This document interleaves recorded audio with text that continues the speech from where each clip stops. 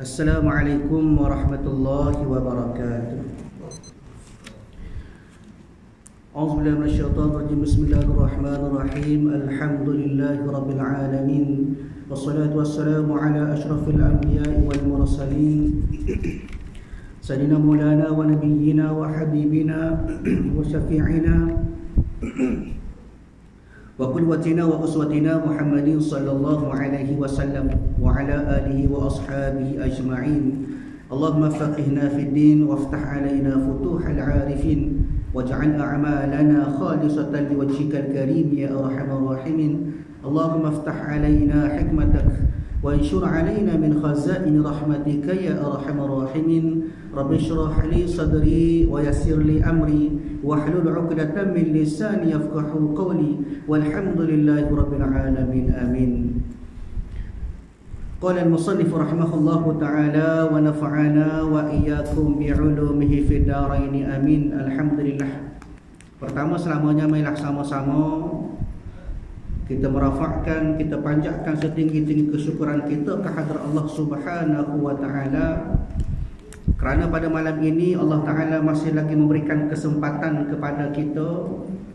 Allah Ta'ala masih lagi mengurniakan kepada kita daripada segala nikmat yang dikurniakan oleh Allah Subhanahu wa ta'ala kepada sekalian hamba-hambanya. Antaranya daripada nikmat sihat tubuh badan, boleh pakai buat amal ibadat kepada Allah Ta'ala. Bila mana Allah Ta'ala tarik nikmat sihat, berasa lain selalu buat amal. Ini nak semaya payah, nak buat ibadat berasa tak segar. Ni macam-macam, gaut tak gaut, jatuh tak jatuh, ada berlaku. Kenapa? Kerana salah satu sebab Allah Ta'ala nak uji kita dengan cara Allah Ta'ala pinjam semata, Allah Ta'ala tarik semata nikmat kesihatan yang dia beri kepada kita. Maka atas sebab itulah tuan-tuan, puan-puan yang dirahmati oleh Allah Ta'ala, syukur atas nikmat kesihatan yang Allah Ta'ala beri itu. Ni. Kemudian juga nikmat masa Allah Ta'ala bagi kepada kita. Dengan adanya masa, boleh kita buat amal ibadat, boleh mari ke balasah, boleh mari ke rumah Allah Ta'ala, mengerjakan semaya secara berjamaah, yang mana kita faham daripada hadis Nabi, pada siapa semaya berjamaah maka ganjaran pahalanya seperti mana 27 kali ganda daripada semaya sore. Maka pada malam ini Allah Ta'ala beri peluang kepada kita, boleh pakat mari semaya jemaah, kemudian berada dalam majlis ilmu yang dikatakan oleh ulama sebagai raudhatum min riyadil jannah, satu taman daripada taman-taman syurga.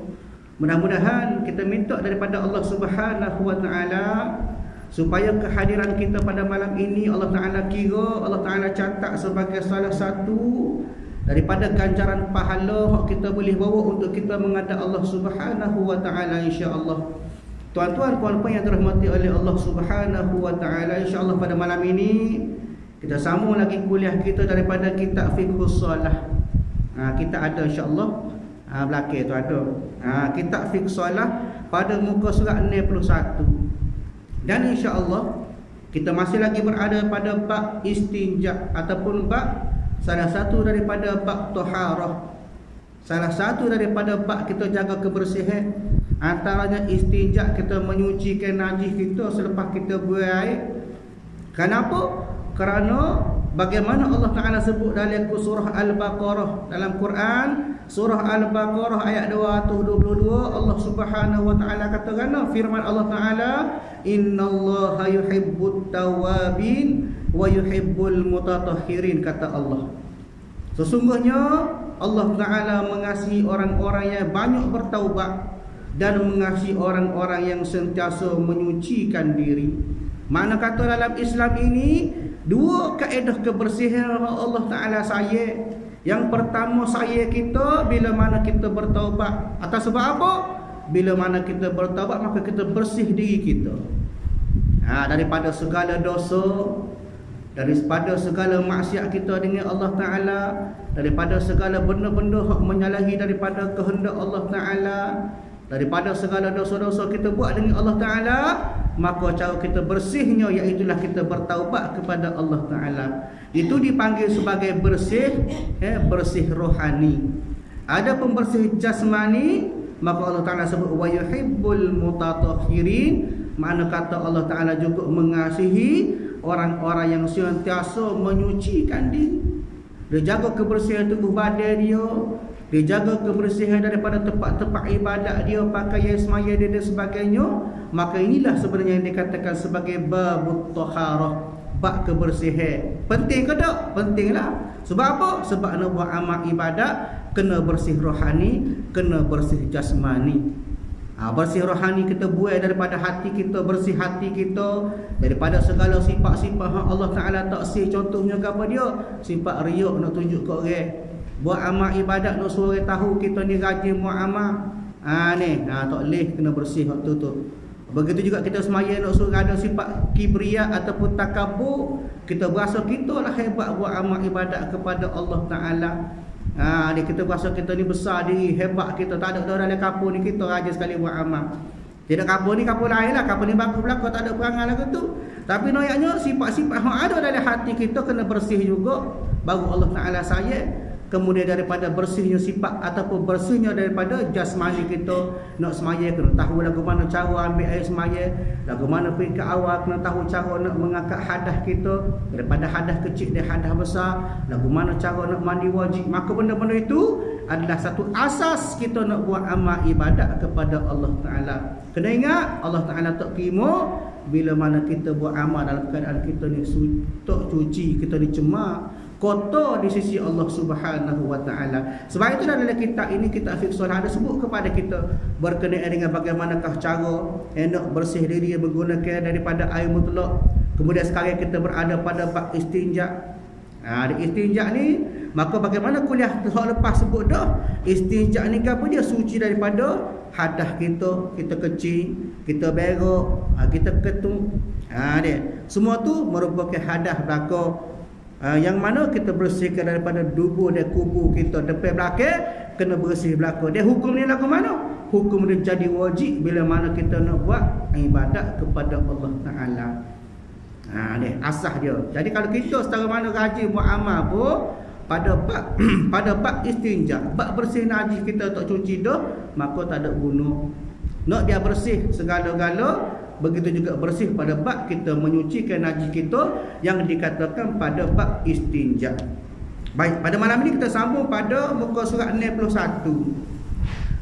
Syarat istinja dengan batu atau barang yang pada maknanya juga disebut sebagai istijma.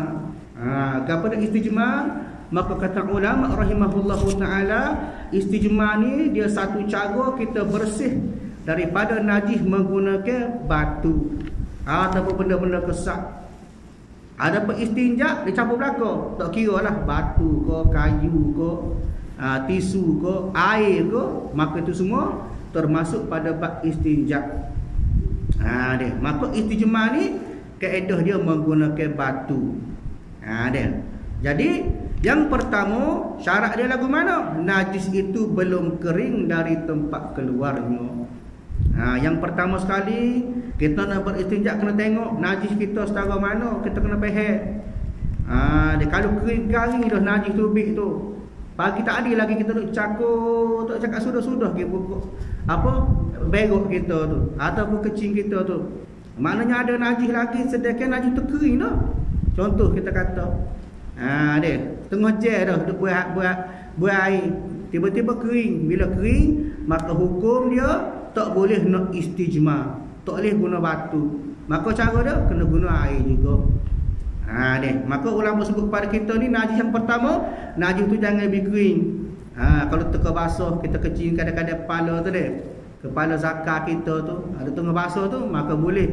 Adapun kalau dia kering dah, maka kena guna air. Tak sah ataupun tak boleh kita guna batu tadi. Baik, yang kedua, najis itu tidak meleleh daripada tempat keluar. Tempat keluar maknanya air najis itu tidak meleleh. Bagi najis kencing lelaki, ianya tidak melampaui hasyafah, iaitulah kepala zakarnya. Hasyafah kaedah kita kat topi keledar lah. Orang lelaki dia ada zakar ujung tu, ada kepala zakar ataupun bahasa Arab dia sebut sebagai hasyafah. Maka tak boleh lebih daripada hasyafah. Tiba-tiba lebih dah, Sampai kepada pangkal kau sebagainya, kau lebih daripada kepala tu, maknanya tak boleh dah nak guna batu. Cara dia kena guna air lah. Mana tak boleh nak istijmar dah, kena istinja. Dan bagi yang belum berkhatan, lagu mana? Hak ni kaedah hak tak sunat lagi. Hendaklah air kencingnya tidak meleleh ke kulit zakar. Ni tak kira lah sama ada dia sendiri tu pun tak sunat, dia lambat sunat kerana lambat akil balik ke sebagainya. Bagaimana kita sebut dah sebelum ni, orang yang tak sunat lagi, kalau sekiranya dia tu sudah mumayyiz, maka amal ibadat dia diterima, cuma pahala boleh kepada mak ayah dia. Maka mungkinlah termasuk pada kalangan orang yang tak bersunat ini, tak berkhatam, iaitu daripada mereka yang mumayyiz tapi belum akil balik. Ataupun orang yang baru masuk Islam, dia mu'allaf ko, India Muslim ko, maka dia jadi lambat berkhatan. Sedangkan pada hukum dia tu, untuk membersihkan najis ataupun air kencing dia, maka kena istijmar ataupun istinja juga. Maka dalam keadaan ini, dia ada lagi kulit zakar yang tak kerak buai tu, maka kaedah dia jangan lebih meleleh ke kulit zakar. Ini bagi orang lelaki lah. Sementara orang perempuan pula, air kencingnya tidak melampaui masuk ke lubang faraj tempat persetubuhan. Dia ada hak-hak dia. Maknanya jangan meleleh rata lah kaedah dia. Maka ihtiyat kita cermat di sini, kalaulah berasa meleleh tu banyak, maka kena istinja, cuci air. Tak pakai dengan batu, tak pakai dengan benda-benda istijmar tadi. Ini nak kepada kesempurnaan ataupun syarat dia. Kalau guna juga, maka tak sah, maka tak dikira bersih lah. Dikira dia tu belum lagi beristinja lah, tak kira. Dikira dia ni daripada kalangan orang-orang yang belum lagi menyucikan najis. Yang ketiga, syarat dia juga kita nak istinja dengan batu ataupun barang pada maknanya gapo dia, najis itu tidak didatangi oleh sesuatu yang lain walaupun yang suci seperti percikan air bersih. Mana kata ada air, kemudian ada batu, tiba-tiba dia jiru air dulu. Bila mana dia jiru air dulu, dia retik air dulu, dia rejis air dulu, kena air dulu, maka tak memadai dengan istijmar tadi. Tak payah gahang batu dah lah. Tak payah gahang dengan benda-benda lain dah lah. Maknanya kena sempurnakan dengan air juga. Selesai dengan air lah hak tu. Tak memada dengan istijmar ataupun guna batu dan sebagainya, benda-benda kesak tadi. Baik. Yang keempat, najis itu tidak dibasahi air atau sebagainya. Ini pun bukan tadi lah. Kaedah 10, 3, 4 tu lebih kurang. Maknanya jangan dibasah kerana sesuatu. Adapun kalau kerana dia basuh asal tak apa. Maknanya jenis dia tu berok cair ke sebagainya, tak ada masalah, boleh istijmar, boleh guna batu, boleh guna benda kesak. Tetapi kalau salah ke dia kering, tiba-tiba kita nak cucur dulu, baru kita nak kesak dengan batu, baru kita nak istijmar, maka tak boleh. Kena selesai dengan air. Kalau nak guna air, kena sudah dengan air juga. Tak memadai dah sekiranya kita nak istijmar ataupun guna batu. Baik, yang kelima, alat istinja itu suci, kering, kesak, boleh menghilangkan najis. Baik, maknanya kena benda tu kena suci. Suci tu ke mana? Suci tu makna daripada segala najis yang lain lah. Contohnya ke mana? Kita nak guna tai lembu kerah. Tai lembu dia kerah, dia kesak, dia kering tapi dia tak suci dikira. Sebab apa? Pasal dia pun daripada najis juga, maka tak boleh. Maknanya kena guna benda hak suci, kering, kesak serta boleh menghilangkan najis. Kalau suci, kering tapi licin, contoh ke dia batu sungai, batu licin, mozaik ke dia, contoh kita kata hak alik licin tu, maka hukumnya tak boleh. Sebab apa? Tak menepati syarat dia.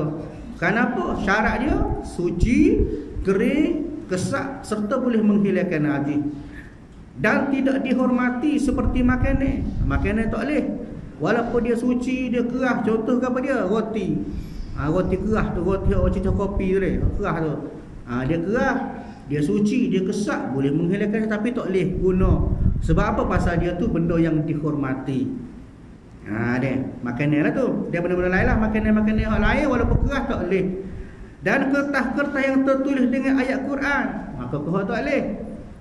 Bukan setakat tak boleh, bahkan dikira sebagai orang-orang yang menghina kalam Allah. Hak ni kalau buat dengan sengaja maka jatuh kepada riddah ataupun murtad. Ingat molek, niat asal nak cuci najis, tiba-tiba kita guna Quran. Kita tahu dah Quran, guna juga buat kesak.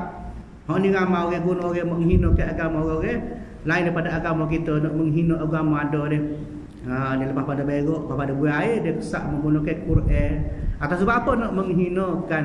Maka kita pun, walaupun kita Islam dah, maka kalau niat kita nak menghinakan, guna Quran juga buat kesak berok, maka dikira kita ni bukan setakat bersih tu tidak sampai pada matlamat dia, bahkan jatuh kepada murtad ataupun riddah. Kena ingat, murtad ni ada 3 sebab. 3 syarat riddah. Yang pertama dengan lisan, dengan lidah kita.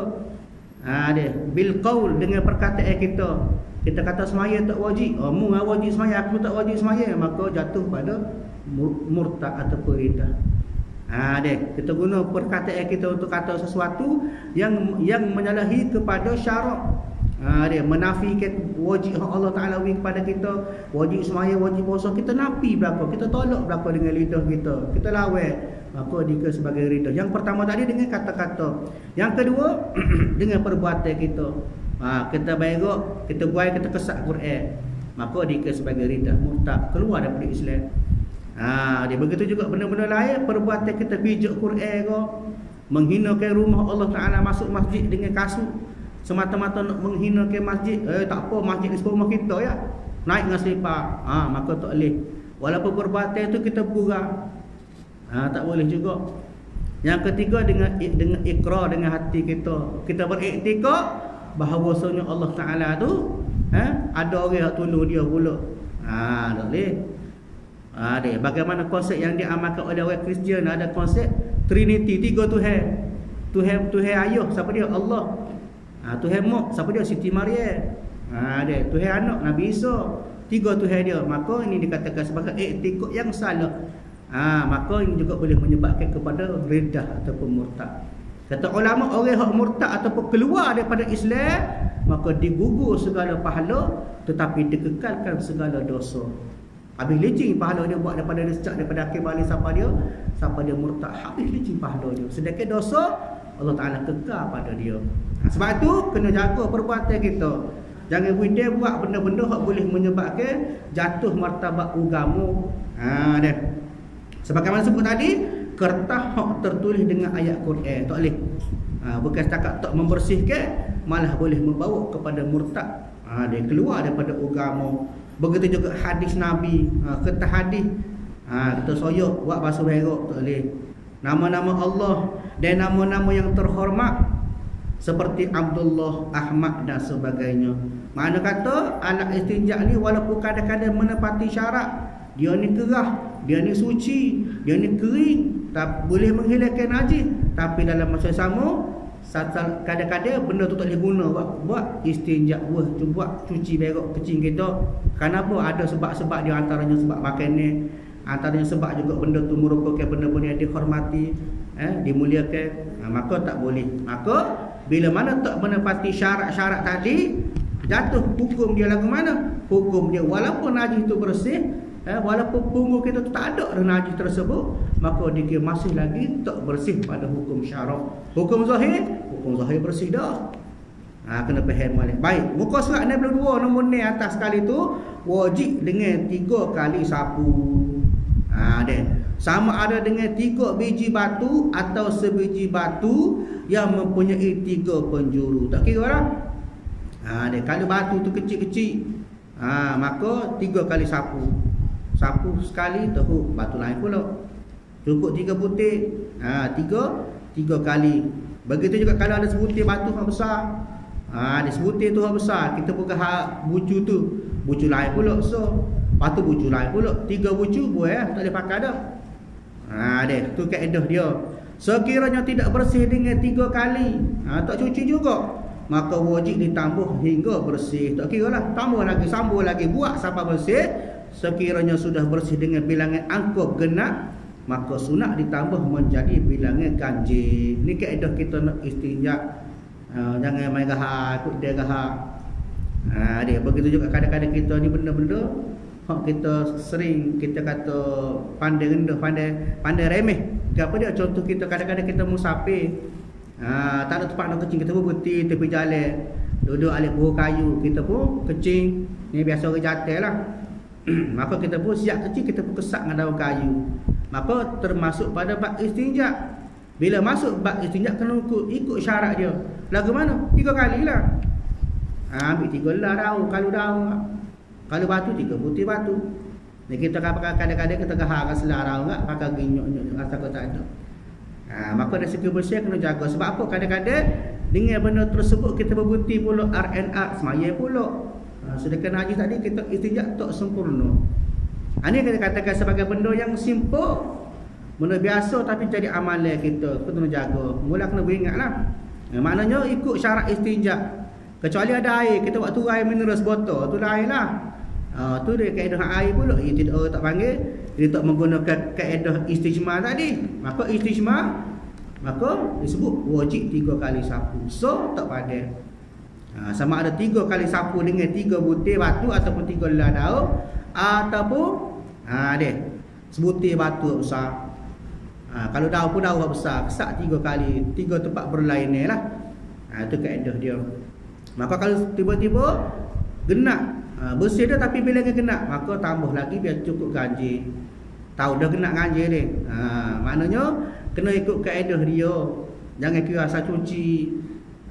Dia kadang-kadang buat benda tidak ikut kafiat ni, setengah tu kadang-kadang ulama kata menyalahi syarat.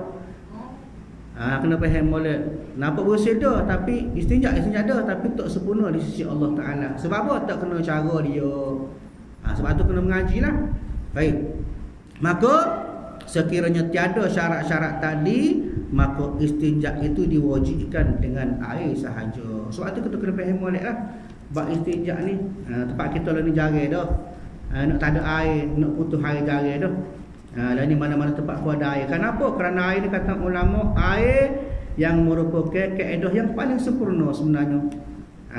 Dia ada setengah ulama sebut kita istinja dulu baru kita guna benda lain dulu, ataupun kita istijmar dulu baru kita guna air, boleh juga. Sempurna juga. Maknanya kena menyempurnakan dengan air juga. Tambah-tambah dah ni air pun di mana-mana ada. Sebagaimana disebut oleh ulama, antaranya Imam Khatib Asy-Syarbini rahimahullahu taala dalam kitab dia, kitab Iqna', dia kata dia kata dan cara yang paling afdal dengan istinja terlebih dahulu menggunakan batu atau benda yang seumpamanya. Mana kata mula-mula dia istijmar dulu, kesak dulu lebih kurang dengan benda-benda kesak tadi, kemudian diikuti pula dengan basuh air. Hal ini kenapa? Kerana air najis tersebut akan hilang dengan batu atau benda yang seumpamanya. Manakala sisa-sisa kesan najis itu akan hilang dengan basuhan air tanpa perlu bersentuhan dengan najis. Mana tak kena jamah najis lah. Bagaimana pula ni air banyak. Tak ada masalah janji. Bila kita guna air, syarat dia ilah 3. Apa dia? Apa dia ilah 3? Rasa, bau dan warna. Ilah 3 tu maka cukuplah syarat dikatakan sebagai syarat istinja bila mana kita guna air. Ini disebut dalam kitab Al-Iqna' fi Hal Al-Hasas Abi Suja' pada bab yang pertama muka surat 53. Maknanya kena faham molek kenapa istinja ni boleh membawa kepada kebersihan kita nak beribadat kepada Allah Ta'ala. Kadang-kadang kita kira bersih dah tapi mengikut hukum syarak tak bersih lagi. Maka kena beringat supaya kita tidak tergoda daripada kalangan orang-orang yang tidak bersih. Ni. Sebab apa? Sebab ada juga bagaimana hadis Nabi SAW. Nabi sebut kepada kita antara orang-orang, antara orang-orang yang kata Nabi SAW menjadi salah satu sebab masuk neraka. Dia bab apa? Bab tak cuci dengan baik. Contoh kita kata dia ni kecing, tapi dalam masa sama tak sempurna kecing dia. Kadang-kadang orang panggil kaedah dia tidak istibrak. Tak istibrak. Hak ni dia daripada bab menyucikan jugalah. Sebab apa? Sebab Nabi sebut, antaranya Nabi sebut daripada Abu Hurairah radhiyallahu anhu, Nabi kata Nabi kata aktsaru azabil qabri fil bauli, kata Nabi. Kebanyakan azab kubur itu pada ketika kecing. Dia pelik. Maka Nabi bawa pula hadis lain dibawa oleh Ibnu Abbas radhiyallahu anhu. Satu ketika Nabi sebut marra Nabi sallallahu alaihi wasallam bihaiti min hitanil qadinah aw Makkah fasami'a sautu insaniyah yu'adzibani fi kuburihima faqala Nabi sallallahu alaihi wasallam yu'adzibani wa ma yu'adzibani fi kabir summa qala bala kana ahaduhuma la yastatiru min baulihi wa kana akhar yamshi bin namimah. Satu ketika Nabi Muhammad sallallahu alaihi wasallam lalu ke kubur. Dia lalu ke salah satu tembok di Mekah dan Madinah. Maka di tembok itu ada satu kawasan perkuburan. Nabi lalu ke kubur. Tiba-tiba Nabi dengar dua orang yang berteriak diazab dalam kubur. Maka Nabi pun bagi tahu kepada sahabat dia Ibnu Abbas tadi. Nabi katakan, maka mereka berdua sedang diazab oleh Allah Ta'ala. Tidaklah kemudian mereka semua itu diazab dengan benda yang besar. Nabi kata hak demo dua ni aku dengar ada teriak ni. Nabi kata tidak dengan benda yang besar. Bukan masalah besar, teriak ni sebab benda kecil. Maka Nabi kata lagi, benarlah maka salah seorang daripada mereka tidak menjaga daripada kecing dia, manakala seorang lelaki sering melakukan namimah ataupun mengupah. Ni dua, Nabi jumpa dua kubur, duk teriak. Duk merau kena azab. Maka Nabi ayat sahabat dia dua orang ni diazab kerana benda kecil kepada dia, kecing dengan mengupah. Maknanya kecil pun kaedah dia bila mana kita tak jaga, maka boleh menyebabkan, boleh bawa kita kepada azab Allah Ta'ala juga. Sebab tu kena jaga molek kecil. Kalau boleh biar lawas molek. Lepas pada ni insyaAllah ada sebut pada bab qada hajat, ada sebut cara-cara kaedah kita nak istibrak. Istibrak ni kalau kita tak deher lah. Pada kecil tu kita berdeher ke, dengan kita batuk ke, kaedah kita nak buang belakang air kecil yang ada dalam saluran. Sebab apa? Sebab dia khawatiri bila mana kita sudah dah kecil tu, kita tak istibrak, sedangkan ada lagi nak kecil kita dalam saluran tu, maka kita pergi ambil semaya, kita semaya, maka dia tunggu semaya rokok, sujud tiba-tiba terkeluar air kecil kita. Bukan setakat mengotorkan pakaian kita, bahkan boleh membatalkan solat kita tanpa kita sedar. Kita dah rasa semaya kita comel dah, bagus dah semaya kita, dengan khusyuk, dengan bagus, tapi sebenarnya kita dalam masalah, dalam menyebabkan kenapa? Kerana kita tadi ada terkeluar baki air kecil kita. Sebab itulah tuan-tuan terhormat oleh Allah Ta'ala, istinja ke, bab qada hajat kena jaga belaka, bab kebersihan ni. Sebab tu kena mengaji, jangan rasa kita pandai belaka. Dari sini alhamdulillah ngaji penuh semua surah tiap kali kuliah, alhamdulillah. Dia maknanya biar ada perasaan kita nak mengaji supaya kita faham lagu manakah yang dikatakan sebagai taharah yang sebenar. Begitu juga kadang-kadang ada tu umur 80 baru pandai mandi wajib. Dia tidak kapal ni, kapal lain lah. Bahkan kita faham dah, bila mana kita mandi wajib tak selesai, maka kita dalam keadaan berjunub, dalam keadaan hadas besar, maka selagi mana kita buat amal ibadat pun Allah Ta'ala tak terima. Kenapa dalam keadaan berhadas? Kita semaya cukup sekalipun, kita puasa sebulan penuh sekalipun, bila mana tak selesai dengan Allah Ta'ala, hadas kita tak comel, tak bersih, maka dalam keadaan inilah sebenarnya kita dalam keadaan banyak masalah kita dengan Allah Ta'ala. Dan sepatutnya ke mana? Jadi kita setelah ada peluang ni, kita mengaji biar faham. Maka itulah yang dikatakan sebagai, apakah yang dikatakan sebagai istinja. Maka kesimpulan daripada istinja, apa dia istinja ni? Mana kita cuci, menyucikan diri daripada hadas kita, kecing kita, berok kita, ketuk. Ketuk tu dia hadas ke? Hadas lah. Sebab apa? Sebab hadas ada dua, hadas kecil dengan hadas besar. Hadas kecil, maka dalam keadaan kita ni tidak berwudu. Bila kita ada semaya, maka kita tidak dikira berhadas kecil. Bukan kata hadas kecil tu kecing, hadas besar tu berok dak. Hadas kecil mana kita tak ada dalam keadaan tak ada wudu. Nak semaya tak boleh. Maknanya kena mengelakkan daripada berhadas kecil. Mana kena ada semaya. Adapun hadas besar, daripada kalangan orang-orang yang dalam keadaan kena mandi wajib.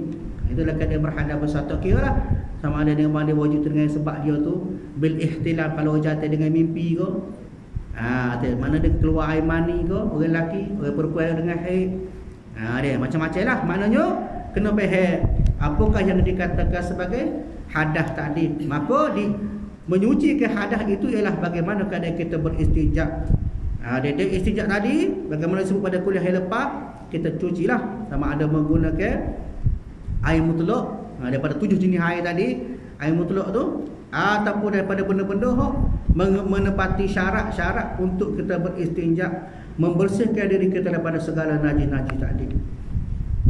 Dan baik, tuan-tuan bapa yang dirahmati oleh Allah Subhanahu wa taala, noyak juga di sini tuan-tuan yang dirahmati oleh Allah taala, perlu juga kita faham bahawasanya apakah yang dikatakan sebagai benda-benda yang dikatakan sebab apa jadi ke air lebih utama daripada istijmar tadi. Air ada, batu pun ada, maka hak mana hak utama kita pilih. Walaupun sekitar ulama sebut dua-dua lebih sempurna. Adapun pada bab lain pula, antaranya hadis Nabi SAW, Nabi sebut dengan istinja tadi air lebih utama. Kenapa? Kata Nabi SAW, satu hadis daripada Abu Hurairah, satu ketika dia melihat kepada keadaan penduduk kota Quba. Quba ni tempat pertama Nabi buat masjid. Masjid pertama dibina, namanya Masjid Quba. Maka satu ketika dalam keadaan itu turun satu ayat, ada satu ayat Quran pada surah At-Taubah. Allah Ta'ala sebut fihi rijalun yuhibbuna an yattahharu wallahu yuhibbul mutahhirin. Allah Ta'ala tuju kepada mereka-mereka, iaitulah orang-orang Quba tadi. Maka Allah Ta'ala kata di dalam masjidnya itu ada orang-orang yang ingin membersihkan diri, dan sesungguhnya Allah Ta'ala menyukai orang-orang yang bersih. Maka bila mana lagu tu ayat ini, maka Nabi memberitahu bahawasanya air itu lebih sempurna daripada kita istijmar tadi. Kenapa? Kerana sebelum itu mereka biasanya rakyat Quba ataupun penduduk Quba tadi, dia biasa istijmar guna batu, guna kayu, guna daun. Maka dalam keadaan ini bila turunnya wahyu daripada Allah Ta'ala, maka Nabi bagi tahu kepada penduduk Quba sesungguhnya air lebih menyempurnakan. Maka dalam keadaan itu penduduk Quba pun lepas pada tu, maka dia pun menggunakan air untuk beristinja dan membersihkan segala kotoran. Ini hadis disebut oleh Imam At-Tirmizi rahimahullahu taala pada hadis yang ke-3100. Juga pada kitab Sunan Abu Daud pada nombor 44, Sunan Ibnu Majah, Sunan Al-Hafiz At-Tahiri juga mengatakan bahawa hadis ini satu hadis yang hasan daripada Nabi sallallahu alaihi wasallam. Ayat bahawasanya pada bab ini kita tama-tama keadaan kita ni air dah banyaklah. Maka kita sempurnakan taharah kita, kebersihan kita. Sebab apa? Sebab inilah yang dikatakan sebagai asas ataupun cara-cara kaedah-kaedah bagaimanakah kita nak bersihkan diri kita supaya amal ibadat kita diterima oleh Allah Subhanahu wa taala, insya-Allah. Maka tuan-tuan yang dirahmati oleh Allah Subhanahu wa taala, merasa setakat itulah kuliah kita pada malam ini sebagai satu mukadimah lah, ataupun satu keadaan setelah bila mana kita lama cuti, kebetulan boleh ambil uzur sikit. Dia ambil uzur sikit. Maka alhamdulillah pada malam ini kita boleh buat kuliah, dan insya-Allah kuliah kita akan teruskan sebagaimana sebelum inilah. Mudah-mudahan kuliah kita pada malam ini memberikan satu pengajaran ataupun satu pemahaman kepada kita untuk kita lebih jaga kebersihan kita, terutama pada bab kita menyucikan najis kita, untuk kita bawa kepada amal ibadat yang lebih sempurna di sisi Allah Subhanahu wa taala, insya-Allah. Maka sekarang kuliah kita pada malam ini kita sambung kuliah kita pada masa akan datang, insya-Allah. Auzubillahi minasyaitonir rajim. Alhamdulillahirabbil alamin. Wassalatu wassalamu ala asyrafil anbiya'i wal mursalin wa ala alihi wa sahbihi ajma'in. Allahumma inna nas'aluka ridhaka wal jannata wa na'udzubika min sakhatika wan nar. Allahumma innaka 'afuwun karim tuhibbul 'afwa fa'fu 'anna wa 'an walidina wa 'an jami'il muslimina wal muslimat wal mu'minina wal mu'minat rahmatika ya arhamar rahimin. Rabbana atina fid dunya hasanah wa fil akhirati hasanah wa qina 'adzabannar. Wa sallallahu ala sayyidina Muhammad wa ala alihi wa sahbihi ajma'in. Walhamdulillahirabbil alamin. Assalamualaikum warahmatullahi wabarakatuh.